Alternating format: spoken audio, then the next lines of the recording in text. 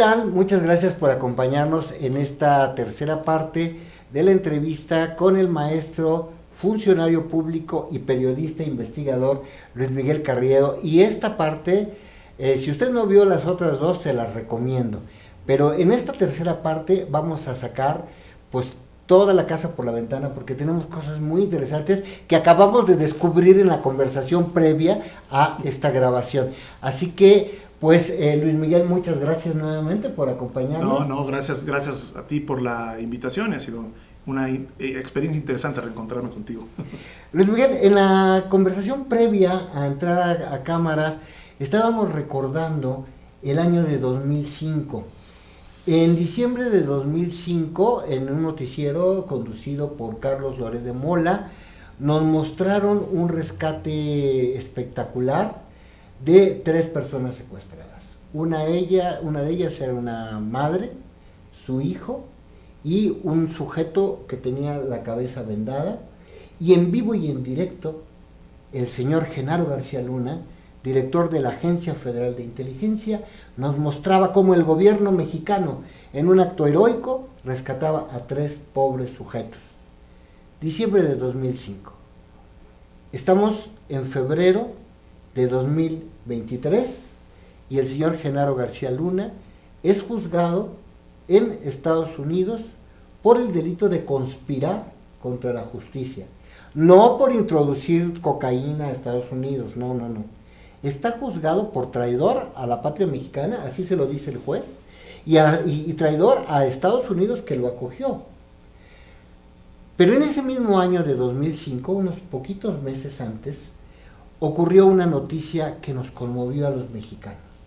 El secuestro de un señor gordito, Hugo Alberto Wallace, que había sido citado por sus amigos para presentarle a una chiquita, a una jovencita bella y nubil, para que la acompañara al cine, porque el joven era pues una persona muy ingenua y pues no sabía de esas cosas del amor. Resulta que años después, de inmediato, Isabel Miranda de Wallace, que es concesionaria de espectaculares en la Ciudad de México, empieza a poner a Brenda Quevedo, a Jacobo Tagle Dobín, como los responsables del asesinato de su hijo. Y nos conmueve una madre que lucha contra la injusticia para dar con los asesinos de su hijo. Y efectivamente captura primero a algunos, luego a Jacobo Tagle Dobín, y finalmente la novia de Jacobo, que se llama Brenda Quevedo, huye a Estados Unidos porque sabe que la están acusando de algo muy grave. Meses después, o un par de años después, la señora Isabel Miranda de Wallace presenta las fotografías supuestamente extraídas de la laptop de Brenda Quevedo, que muestran a un sujeto muy gordo, con los ojos vendados, y dice Isabel Miranda de Wallace: es el cadáver de mi hijo, al cual destazaron con una sierra eléctrica que mandaron a comprar a un autoservicio. Estamos hablando de 2 casos, tanto en el de Hugo Alberto Wallace como en el del montaje en el rancho de las Chinitas, que tienen una misma protagonista, Isabel Miranda de Wallace. 6 meses después de estos sucesos, ya en el año 2006, Isabel Miranda de Wallace renta el departamento de Juana Hilda y manda a una persona de su confianza allí, y de repente se descubre que hay una credencial, una licencia de manejo de Hugo Alberto y una gota de sangre. Se presenta Isabel Miranda de Wallace con esta gota de sangre para demostrar que ahí había una sierra mágica, eléctrica, destazado a su hijo, y solamente el cadáver dejó una gota de sangre. Y esa gota de sangre la lleva en análisis y resulta que es una gota de sangre ADN Wallace. Nada más que era de mujer, porque los cromosomas XY o XX se pueden ver en esa gota de sangre. El problema es que Hugo Alberto, el hijo de Isabel Miranda, no tenía por qué tener el gen Wallace, porque no era hijo del señor Wallace. Este era producto de un matrimonio de su mamá, pero el verdadero apellido de Hugo Alberto era León.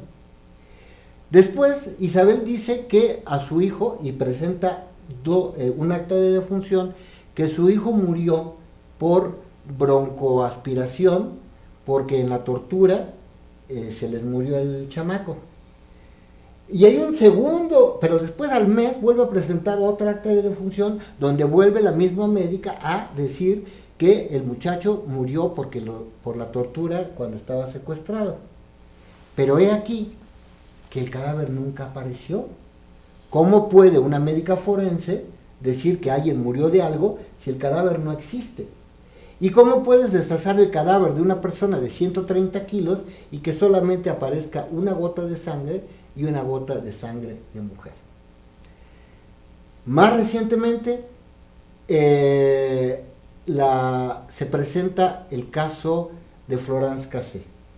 Florence Cassé, reclamada por el gobierno francés, con Nicolas Sarkozy como presidente, porque la involucraron en un asesinato, como novia de Israel Vallarta y participante en varios secuestros.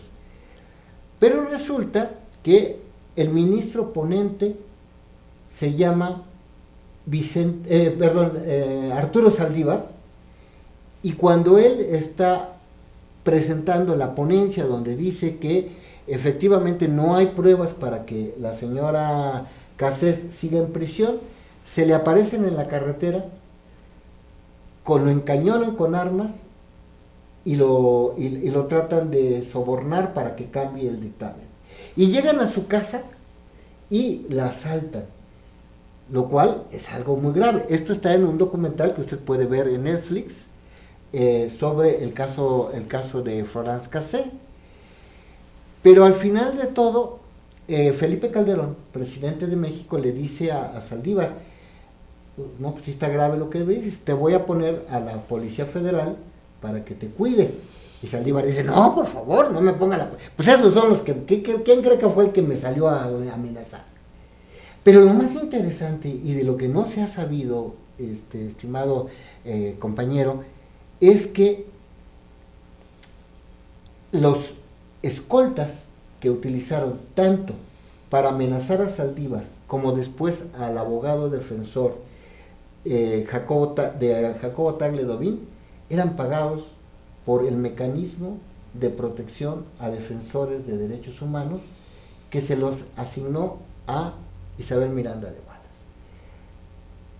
Cuéntanos ahora tu perspectiva de la historia. Bueno, yo no conozco a detalle o con tal profundidad el caso, solamente me llama la atención esto que dices del mecanismo como tal, porque el mecanismo que hoy conocemos es de 2012, la sentencia fue en 2011, ¿no? Sería muy preocupante esta situación, me llama mucho la atención esto que mencionas, aunque tengo esa duda por las fechas, y destacar lo que tú narrabas con mucha precisión de este quilombo, de este culebrón de manipulación, mentiras, un abuso de la justicia y una falta de certidumbre respecto a realmente qué hay detrás de estas narrativas de secuestradores que nos presentan las autoridades y que después resulta que hay un montaje detrás en ese tipo de casos y que el periodismo ayuda mucho a descubrirlos, como tú también lo has hecho muchos años. Dos datos, en el caso, por ejemplo, de Genaro García Luna, el montaje, la gente que nos escucha pues sabe, ya lo narraste muy bien, presentaron en vivo las dos principales cadenas de televisión y muchos otros medios a la sociedad mexicana. Miren, aquí estamos transmitiendo en vivo cómo están liberando a unos secuestrados. Y luego se demostró que no había tal liberación de secuestradas y secuestrados en ese momento ni de detenciones, sino que había sido una actuación, una recreación, un montaje. Ese fue el punto central que sacó de la ecuación a Florence Cassés, le dio la libertad, que fue una de las que detuvieron ahí. Pero fue un escandalazo en el mundo periodístico, a la fecha se sigue recordando, ya mencionabas este documental que es más reciente, estamos hablando de 2005, cómo la televisión se prestó a engañar a la población, a transmitir una actuación, y eso promovido por la propia policía. Y ese super policía, Genaro García Luna, ya se sabía esto, fue el final del sexenio de Fox, es, en lugar de castigado, es ascendido a secretario de Seguridad Pública durante el sexenio de Felipe Calderón. Entonces, bueno, esos son los elementos de esa memoria que hay que ponderar en México para saber de dónde venimos y tratar de entender también por qué seguimos en ciertas zonas igual. Ahí estaba, en un sexenio después, el principal responsable de aquel montaje.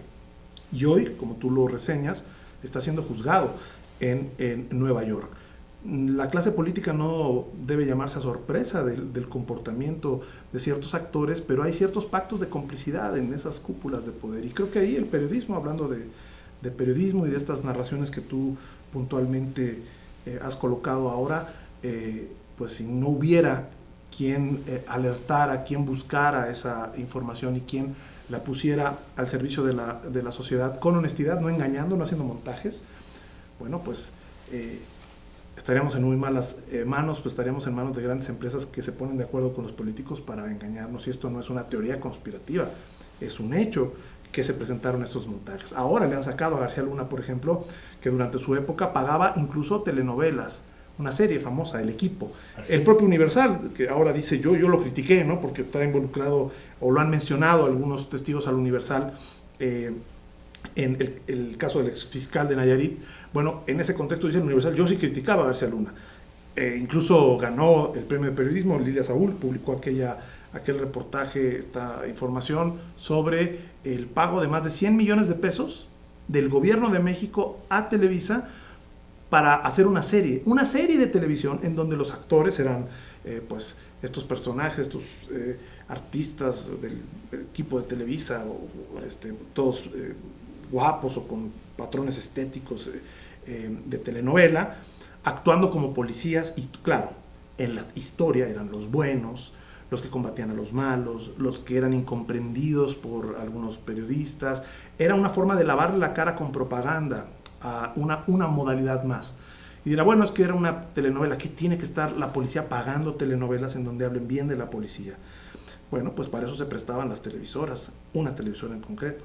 ¿Qué tiene que estar pagando? Bueno, no solamente pagando, sino fingiendo, actuando en un espacio que la gente piensa que es un noticiario, y es un montaje lo que están presentando para... Es importante responder eso, y el periodismo tiene esa tarea. ¿Para qué se hacen esos montajes? ¿Para qué? ¿Quién alteró esas evidencias que mencionabas en el caso el caso Wallace? Si es así, si no es así, ¿por qué están esas contradicciones ahí? Esas son las preguntas que los periodistas tenemos que abocarnos, que registrar esos datos, porque no es un tema de morbo, es un tema de interés público, porque está en juego las autoridades. Tú lo decías en el caso de Saldívar, ¿no? Arturo Saldívar, que fue presidente de la Suprema Corte, era en época de Felipe Calderón quien llevaba el amparo que finalmente liberó a Florence Cassés, una de las detenidas en aquel montaje. Se actuó, estamos llegando a detener a una francesa que secuestra. Se descubre que fue una actuación eso, y nos dice el gobierno, bueno, sí era secuestradora, pero sí actué, lo que dijo la corte fue, no hay ningún elemento para decir que es secuestradora una persona que la prueba principal, o cuando tú la presentaste con contundencia, fue una actuación. La dejan libre, y yo decía, pues eso impacta a la corte. Tú mencionabas, eso impacta las decisiones de la justicia. Decías, Saldívar pide protección, te va a proteger García Luna. Pues es como la iglesia en manos de Lutero, o es una contradicción, y eso yo creo que la gente tiene derecho a saber. Oye, Luis Miguel, es apasionante este tema, y quiero decirte que a mí me toca muy de cerca como periodista por lo siguiente. Es que a mí me importa mucho que la gente haga distinciones. No es lo mismo de veras Denise Merker que Ciro Gómez Leiva. Es una compañera mía de CNI Canal 40, Yuli García, Claro. la que descubre que esto había sido un montaje. Ella estaba en el departamento de su novio cuando ve el noticiero de Loret y dice, esto está raro, esto no va. Y se entera, al pedir los originales de cámara, que iban a transmitir esto del montaje, y Carlos Loret dice, espérame tantito, primero vamos con Toño de Valdés con los deportes. Y la policía ya esperando a que Loret de Mola diera la orden para que ya pudiera entrar la policía. Óyeme, esto es vergonzoso. Pero es mi compañera, también de Canal 40, Denise Merker, la que dice, a ver, aquí hay algo interesante, a ver, Yuli, ¿qué es lo que notaste? Y entonces ella pide desde el programa Punto de Partida que le den los originales de cámara y certifica que hubo un montaje y que Loret sabía perfectamente lo que estaba pasando. Y en el programa Punto de Partida llega Genaro a entrevistar por esta persona, por Denise Merker, y Genaro se trata de salir por la tangente, y en ese momento entra la llamada de Florence y dice, este señor me torturó y este señor me hizo y este señor dijo.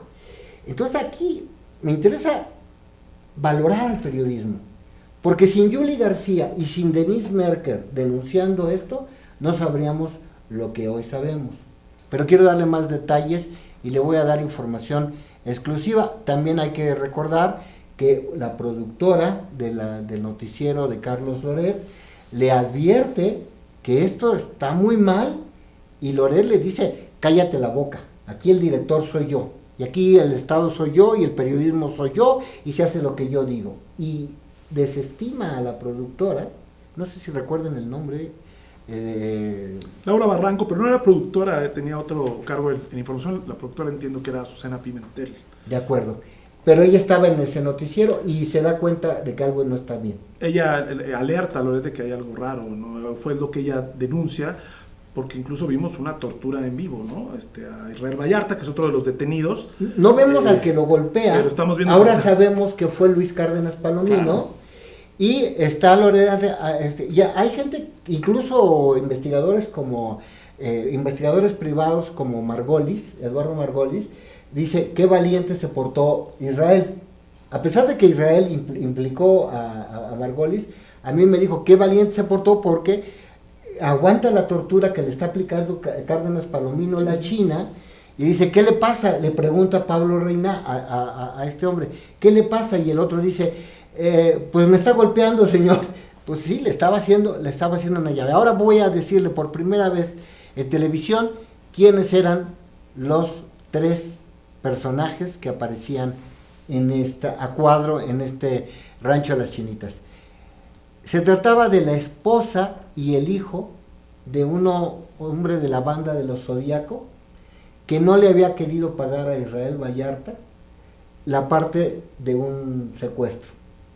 Entonces Israel Vallarta lo secuestró y le dijo, o me pagas mi parte del botín o te muere tu esposa y tu hijo. Le pagaron a Israel Vallarta la parte correspondiente y los liberó. Pero después Genaro García Luna los vuelve a agarrar, los vuelve a meter a la casa de la Chinita y pone a un tercer elemento, que es un policía judicial federal o un miembro de la AFI, que llevaba vendada la cabeza, y en un momento, cuando ve la señora que están golpeando a Israel Vallarta, dice, no, ya déjenlo, y le dicen los policías de García Luna, usted ya cállese. Y el hombre vendado es un agente de García Luna que se hace pasar por secuestrado. Todo esto tiene mucho que ver porque cuando el ministro Saldívar dice se violó el debido proceso y por esa razón Florence Cassé tiene que ser liberada, sacada de la cárcel, una cárcel de lujo, porque no era el Reclusorio Oriente ni Santa Marta.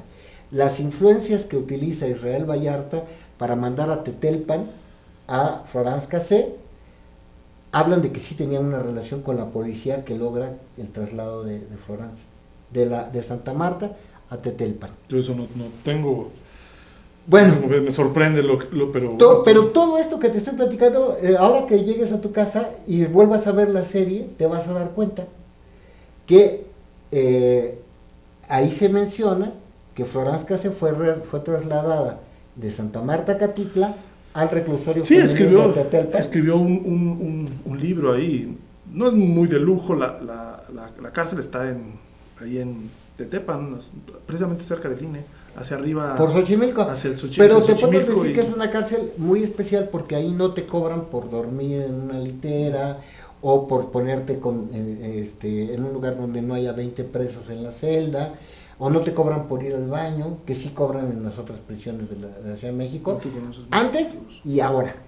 Y esto se lo puedo decir porque soy autor de un libro que es Premio Nacional Bellas Artes Carlos Montemayor, que se llama Reportero Encubierto. Usted lo puede encontrar, ya está publicado en Noruega, porque aquí en México no me hacen caso, y como ya tienen el premio Nobel. Sí lo editaron el libro. Lo editó Bellas Artes, sí es cierto, pero finalmente el presidente López Obrador, yo le he dicho y me he cansado de decirle en la mañanera que hay muchas personas presas que son culpables fabricados. El presidente me hizo caso y el 25 de agosto de 2021 publicó en el Diario Oficial de la Federación un acuerdo para que se libere a todos los presos que llevan más de 2 años sin recibir sentencia, o aquellos que hayan sido torturados, o aquellos que ya por su edad ya no merecen estar en la cárcel. El presidente López Obrador lo publica, escúchenme ustedes bien, Diario Oficial, 25 de agosto de 2021, y le pide a la entonces secretaria de Gobernación, Olga Sánchez Cordero, que se cumpla con la ley, porque no está haciendo ningún regalo el presidente, es lo que ya dice la Constitución. Entre los artículos 15 y 20 dice que los presos tienen derecho a trabajar, a ser bien tratados, cosa que no ocurre. Bueno, Israel Vallarta tiene más de 15 años y no ha recibido sentencia definitiva sobre el caso. Una prisión preventiva de 15 años, pues ya cuando te sentencian, si descubren que eres inocente, te van a decir, disculpe usted, o si eres culpable, pues ya cumplió una buena parte de su sentencia. Ergo, Israel Vallarta debería ser liberado, por lo menos por este caso, claro. Pero en realidad es que cometió otros 2 secuestros, el de Vanessa Cheja y el de Shlomo Sigal. Pero esa es otra historia que nos llevaría mucho tiempo comentarle. Lo que quiero comentarle es que finalmente en México hay aproximadamente 240,000 personas en cárceles, de las cuales 180,000 podrían estar yendo a firmar cada semana, porque no son delitos graves, no son violadores, no son asesinos, no son delitos graves, pero no están libres por una razón: representan un enorme negocio para el gobierno de México, porque cada preso tiene que pagar sobornos de mínimo 10,000 pesos mensuales para poder tener derecho a bañarse, a entrar al baño, a que le den un cuadrito de papel, a comprar una pasta de dientes al doble de precio de lo que vale en una farmacia. Este es un grave problema de México, la industria de fabricar culpables. Y a usted que nos hizo favor de acompañarnos hasta ahora, por favor, pónganos un comentario debajo de este video, póngale un like y mándeme su correo electrónico para que yo le pueda a mi vez regalarle un ejemplar de Reportero Encubierto en cualquier idioma que usted quiera. Hay versiones en inglés, en español, en francés, en alemán y en noruego. Y yo le digo un poco de broma al presidente López Obrador, pues como tú no me quieres escuchar, a ver si en otro idioma me hago entender. Muchas gracias. Gracias, Luis Miguel. Gracias por invitarme, Ramsés. Me da mucho gusto reencontrarme contigo. Muchas cosas vendrán adelante a partir de esta entrevista. Hasta pronto, muchas gracias.